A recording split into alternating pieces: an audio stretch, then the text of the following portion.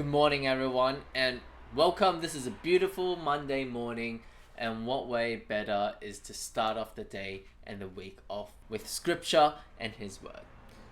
I hope everyone here had an excellent weekend. I had a really fulfilling weekend. Not only did I celebrate a friend's 30th birthday, but also went to hang out with a couple friends, play mahjong, went to church. We had a big table tennis tournament in our church, so that was really fun. And I just really enjoyed time spending with God and spending with the people that are close to me. So I hope the same happened for you guys as well. So it's probably going to be a bit noisy today. There's some neighbors doing a bit of works on their house, but we'll live with that. So today the scripture is from Galatians chapter 4 verse 7, and it reads, "So you are no longer a slave, but God's child.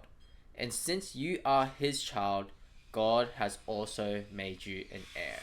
Can you imagine inheriting lots of wealth or property? Maybe it's $1 million, maybe it's $10 million. Or maybe let's be a little bit more realistic. Maybe you just receive $10,000 or $100,000. What would that do to your lives right now?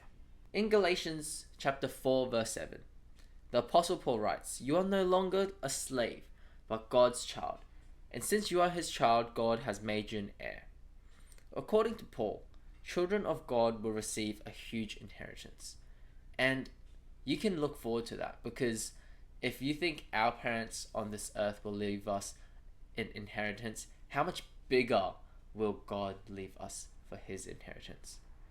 Paul is talking about inheritance far superior than what we usually think of as wealth. God rescues us from our enslavement of the powers of this world.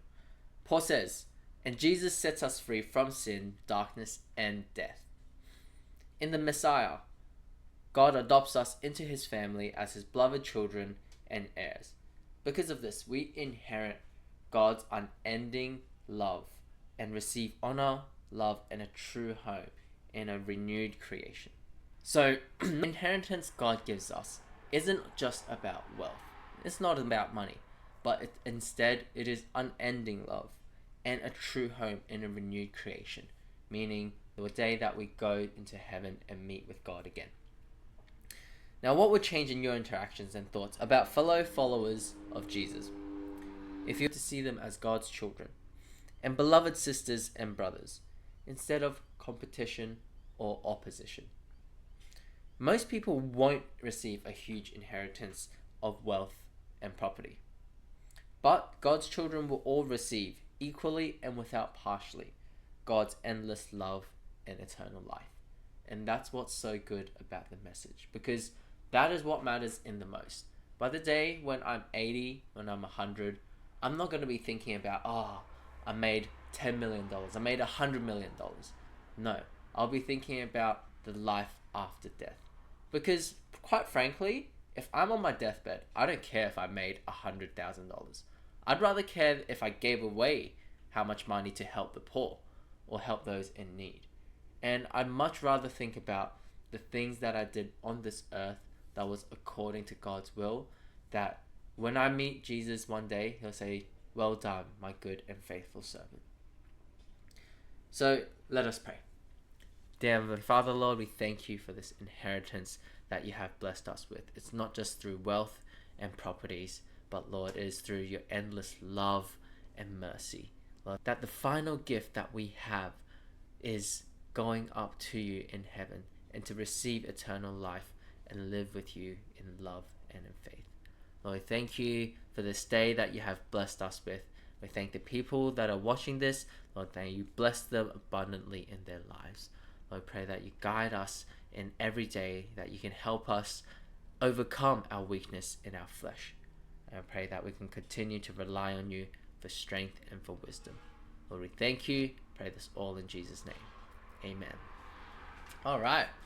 So that was a small devotion. Remember to leave a comment down below if you need anything to pray for. I'd love to pray for you. Okay, so originally I was in this British pound trade, and it was a really good trade. Like right now, if you see, I would have been able to be in full profits by now, like literally a couple minutes ago. But when I got in the trade and it was nearing the time of sleep, it was going up here. And I thought to myself, because the weekend closes for the market, so I don't want to leave any trades over the weekend. That's just not my style, and it's not the strategy that I want. So I took a little bit of profits out here, and it just kept going up once the market opened this morning. And so it was kind of what I expected, but I wasn't 100% sure. But nonetheless, it printed a new high, and we're gonna go with this trade. So I'll set up this trade to show you guys what it's like. So the strategy that I'm doing is a market trend. So whenever you see this is going up in an uptrend, I'm gonna follow that trend using the Fibonacci retracement. What I'll do today is I'll probably put that as my high, as my low, and then this is gonna be my first take, first limit order of my buy order here. Hopefully it comes down and then bounces up, and then I get a sell here. If this doesn't come down here, I'll get a second buy, sell here, or third buy and sell here. Okay. Now back into the count, because I did make a little bit of profit of the last trade on Friday night. So I'll show you guys right here. It was a nice little $24 profit. So the account is now $395. Well, almost 400. I'm probably just going to count it as 400. So we are just 600 more away. We're 4% of the 10% that we need to get funded. Hopefully we get that maybe this week, maybe next week. Who knows? But I'll keep you guys updated. Otherwise, I'll see you in the next video. Bye.